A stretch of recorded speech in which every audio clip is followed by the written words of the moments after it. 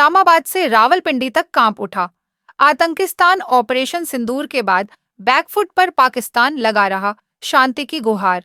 22 अप्रैल को जम्मू कश्मीर के पहलगाम में 26 निर्दोष भारतीयों की हत्या का बदला लेने के लिए ऑपरेशन सिंदूर के तहत भारत ने जो कुछ किया वह सिर्फ एक जवाब नहीं बल्कि आतंकियों और उसके पनाहगारों के होश उड़ा देने वाला निर्णायक प्रहार है।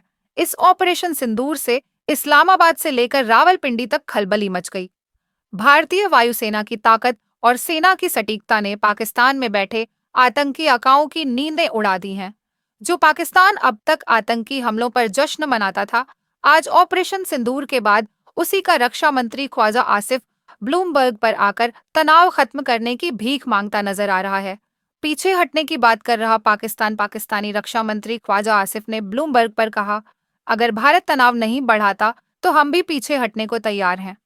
जिसका मतलब साफ है कि यानी अब भारतीय सेना की ताकत और उसकी पहुंच को देखकर पाकिस्तान पूरी तरह से बैकफुट पर आ गया है।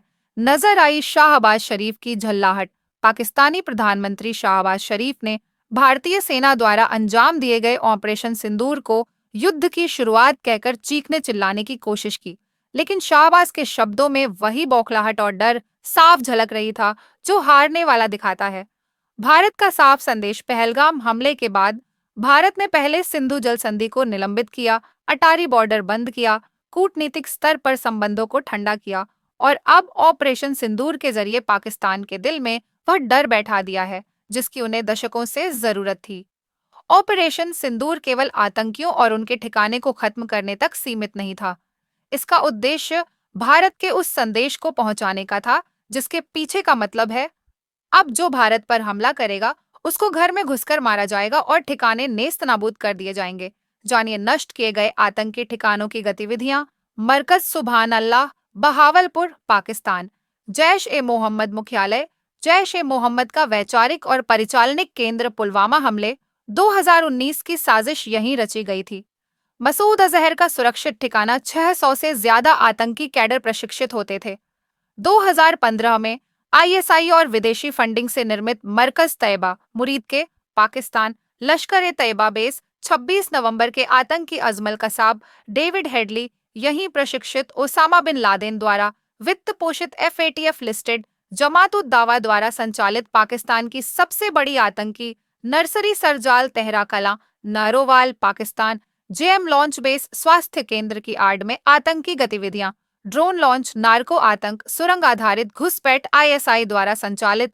सांबा जम्मू के हमलों से जुड़ा महमूना जोया, सियालकोट, पाकिस्तान।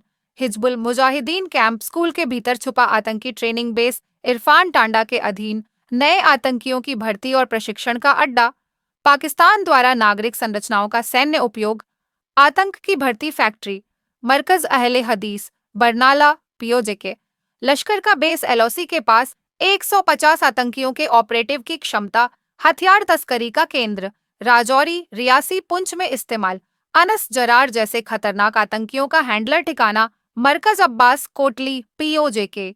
जैश का प्रशिक्षण स्थल। कारी जर्रार, रऊफ असगर का करीबी द्वारा संचालित सर्दियों में सीमा पार हमलों की योजना का केंद्र। आत्मघाती हमलावरों का केंद्र। भारत ने इसी ठिकाने को ठंड में भी निष्क्रिय कर संभावित हमलों को रोका। मस्कर, राहिल शाहिद, कोटली, पीओजी के। एचएम का पुराना अड्डा। बैट बॉर्डर एक्शन टीम का ट्रेनिंग सेंटर। स्नाइपिंग, गुरिल्ला युद्ध में आतंकियों को ट्रेंड करने का केंद्र। एलओसी पर गश्त कर रहे जवानों पर हमलों के लिए प्रयोग किया जाने वाला स्थान। शवाई नाला कैंप, मुजफ्फराबाद, पीओजे के। लश्कर का बैत उल मुजाहिदीन 26 नवंबर, हमलावरों की मेजबानी करने वाला अड्डा।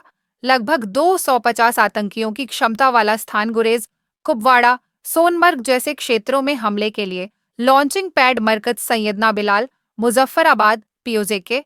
जैश का ट्रांजिट कैंप। मुफ्ती असगर खान कश्मीरी के नेतृत्व में संचालित।